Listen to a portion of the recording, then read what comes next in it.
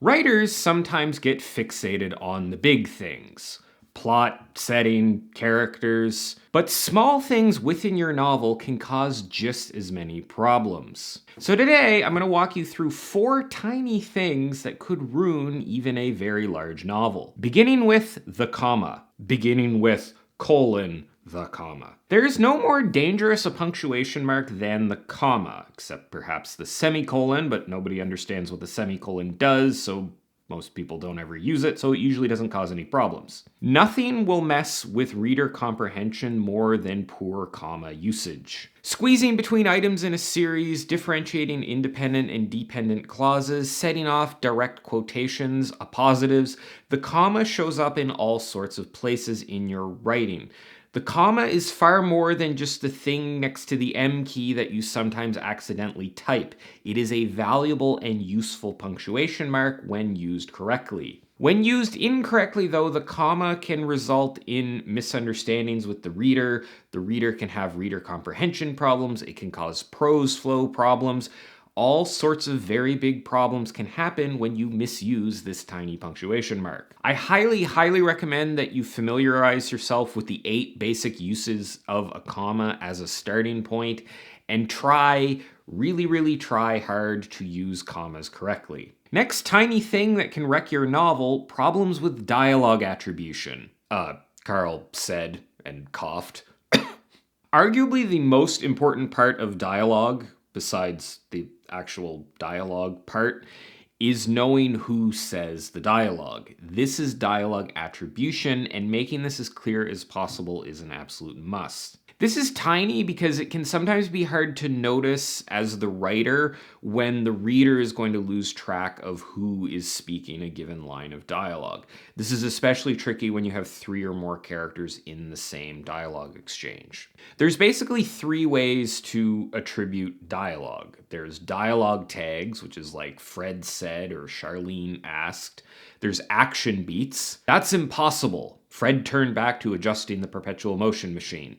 That's an action beat where the character doing the action beat immediately after a line of dialogue is implied to be the character who said the line of dialogue. And the third way to attribute dialogue is context, which is basically when attribution is deduced based on the established order of what characters are speaking, which is established earlier in the exchange using either a dialogue tag or an action beat. There's arguably a 4th way to attribute dialogue, which is to have the dialogue itself somehow indicate which character said the line of dialogue, either because of the way the dialogue is worded, if there's some specific verbal tick that the character uses, or if the character says the name of the other character in whatever they're saying, then it can be assumed that they're the character that's saying it. Regardless of how you do it, poorly attributed dialogue will lead to reader confusion and could result in important moments of your story not getting across correctly.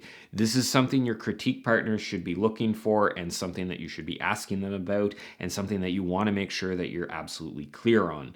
Attributing dialogue is not that difficult. You can always just throw a dialogue tag or an action beat on there, so there's no excuse not to get it right, and if it's something that you mess up, you could wreck your entire novel. Next teeny tiny itty bitty little wee novel ruining problem, improper use of antecedent nouns. People always say I pronounce that wrong no matter how I pronounce it, so I'm pronouncing it like this. That word noun is basically a noun that provides context for a pronoun that is used later on. When you start referring to Gerald as he instead of Gerald, it is assumed that the first he you use after the last Gerald that you use is referring to Gerald. This is tiny because the fix to it is usually pretty straightforward. You just work backwards from any pronoun that you're using to the last noun used before it, and that is this word for that noun. If that noun doesn't refer to the right character, then you have a problem. This one can obviously cause problems because if the reader doesn't know what object or character a pronoun is referring to, they're obviously going to get confused who is the subject of the sentence, and that's going to cause all sorts of problems. I think line editors, good line editors at least, are good at spotting these, as I've rarely had issues with this when reading published work. But if you do a lot of critique or beta reading or stuff, you might encounter this. So it's something to look out for. Next tiny thing that can ruin your novel, unclear POV at chapter starts. One of the first things you need to tell the reader at any scene or chapter break is which POV character we are in the head of for that scene or chapter. Unless you're one of those third-person omniscient writers, then you just laugh maniacally at all those writing in limited perspectives as you clutch your crystal snifter of expensive brandy inside your cavernous mansion. Yes, everyone, everywhere who writes in third omniscient is a cartoonishly evil billionaire supervillain.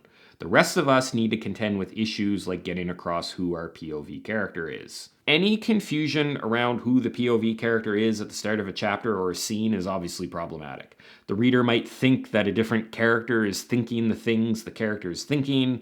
They might get a bit of a weird whiplash when they adjust to who the actual POV character is when they finally realize it later on. All sorts of minorly annoying problems arise when POV isn't clear at the start of a chapter. Beyond that, it's just another thing that the reader, either consciously or subconsciously, is going to be thinking about. And if they don't know clearly who the POV character is, they're going to be confused, and it's going to make it a little bit harder to get started in that chapter. And to be clear, this issue is not about head hopping or having a faulty POV. This is about not being deliberate in like the first 1 or 2 paragraphs of a scene with telling the reader who the POV character is.